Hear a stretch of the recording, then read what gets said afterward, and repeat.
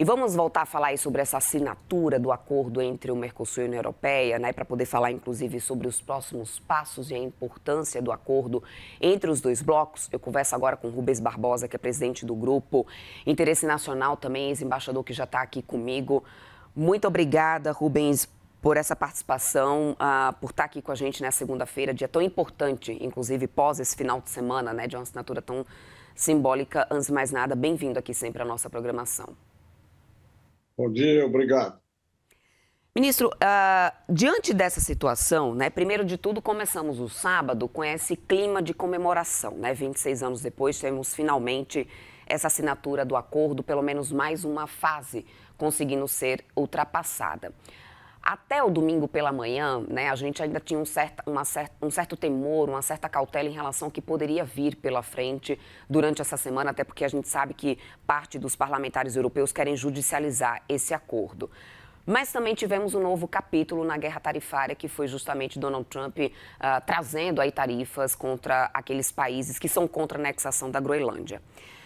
Na avaliação do senhor, com tudo que a gente teve nesse final de semana, temos agora um campo mais favorável, mais benéfico para destravar esse próximo passo do acordo Mercosul-União Europeia ou não? Qual que é a sua avaliação nesse momento, ministro?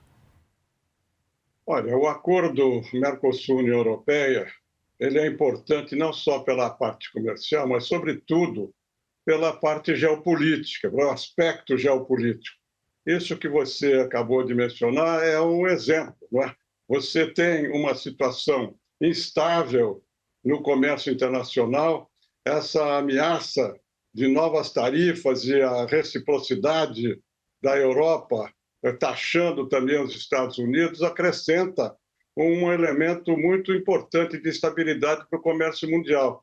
E eu acho que isso vai fazer com que a oposição que existe por parte de congressistas parlamentares, né, no Parlamento Europeu seja superado. Eu acredito que o acordo vai ser ratificado pelo Parlamento Europeu. Agora, a gente tem que lembrar também que essa assinatura do acordo não se limita à área comercial. Nós aqui damos muita importância a esse acordo do aspecto comercial. Mas o acordo também tem dois outros aspectos que são importantes dentro desse cenário geopolítico, que é a cooperação técnica e o diálogo político. No fundo, são três acordos que foram assinados. E eu acho que a ratificação deles vai ser mais desses outros dois acordos de cooperação e de diálogo, vai ser mais demorada, porque vai passar pelo Congresso dos países. No caso do acordo comercial, não. Vai ser só o Parlamento Europeu e os congressos dos 4 países do Mercosul. Mas eu acho que hoje esse acordo é mais importante pelas implicações geopolíticas do que pelas consequências econômicas comerciais. Pelo lado comercial, né, que é esse o acordo interino e que, portanto, depende apenas ali do Parlamento Europeu, ministro, pela experiência do senhor, o senhor acredita que a gente deve conseguir ter uma efetividade desse acordo, pelo menos a parte, né, comercial interina, até o final desse ano de 2026? O senhor é otimista quanto ao tempo, né, que a gente deve ter isso realmente sendo ratificado no Parlamento Europeu? Olha, eu acho que vai ser ratificado, eu não acho que vai ser judicializado lá na Europa.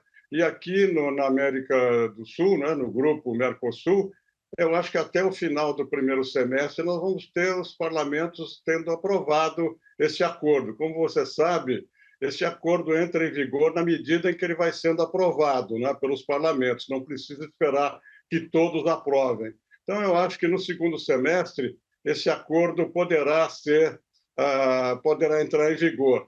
Agora, é importante a gente lembrar que, no caso do Brasil, na questão agrícola, como foi mencionado na reportagem, há limites, né? Há cotas, há salvaguardas e há uma má vontade muito grande das economias, né, de alguns países, da França, da Áustria, da Polônia e tal, pela competição com os produtos da Europa. Agora, na área industrial, eu acho que esse acordo pode ter um fator muito importante para reformas aqui no Brasil, porque os produtos industriais brasileiros hoje não têm competitividade para disputar o mercado europeu, mesmo com tarifa zero para muitos dos produtos desde o primeiro ano, porque para disputar esse mercado com a China, com a Coreia, com o Vietnã e mesmo com países europeus, né? A Alemanha, a França, a Inglaterra, nós precisamos melhorar a nossa competitividade. Eu acho que o acordo Mercosul-União Europeia pode estimular os empresários a pressionar o governo para que o chamado custo Brasil seja reduzido para poder aumentar a competitividade dos produtos industriais brasileiros no mercado europeu. Olhando para o acordo definitivo, que aí engloba toda aquela outra parte de cooperação, como o senhor muito bem mencionou, principalmente nesse desenho, nesse redesenho, né, geopolítico que a gente vê sendo tomado, inclusive principalmente com um novo capítulo, né, a partir desse final de semana. Qual que seria a principal colaboração nesse momento do Mercosul diante desse cenário que existe agora uma ameaça iminente entre União Europeia e Estados Unidos, ministro? Olha, o Mercosul oferece uma alternativa de mercado para os produtos europeus, não é? O primeiro-ministro da Alemanha falou isso, não é?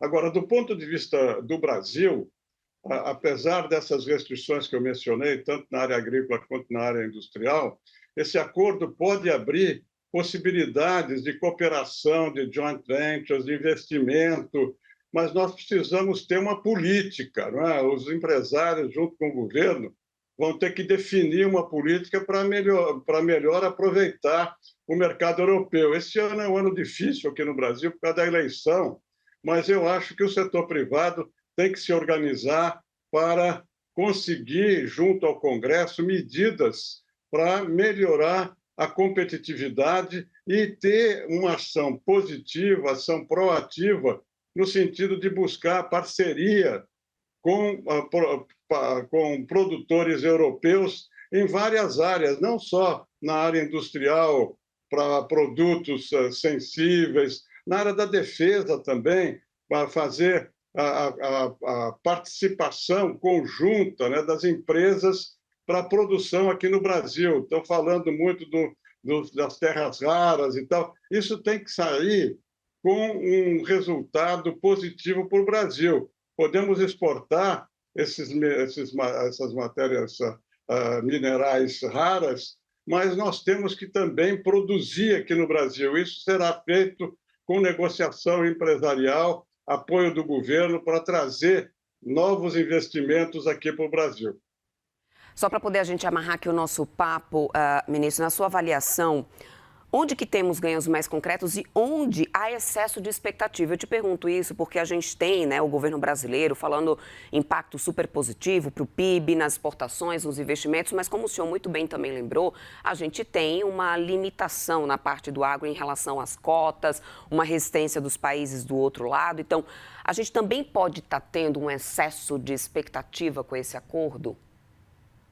Eu acho que a gente tem que ser realista. Há certos setores, né, que podem ser beneficiados, né? Móveis, madeira e outros produtos agrícolas que não estão na pauta negativa da Europa, mas para isso a gente precisa ter uma estratégia, precisa ter uma análise atualizada por parte dos empresários para poder se beneficiar o máximo possível. Eu sou muito realista quanto as possibilidades na área industrial. Tirando alguns setores, vai ser muito difícil o Brasil competir e aumentar significativamente as suas exportações por causa disso que eu mencionei, pela falta de competitividade dos produtos brasileiros. Então, eu acho que esse acordo pode ser importante a médio prazo para a agricultura, para a indústria, mas também pode ser muito importante se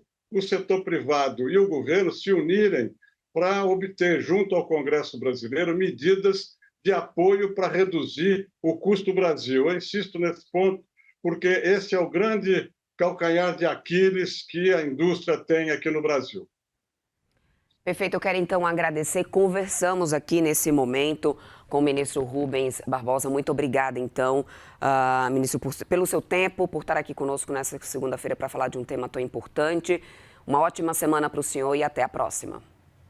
Muito obrigado, obrigado pelo interesse de vocês. Até mais.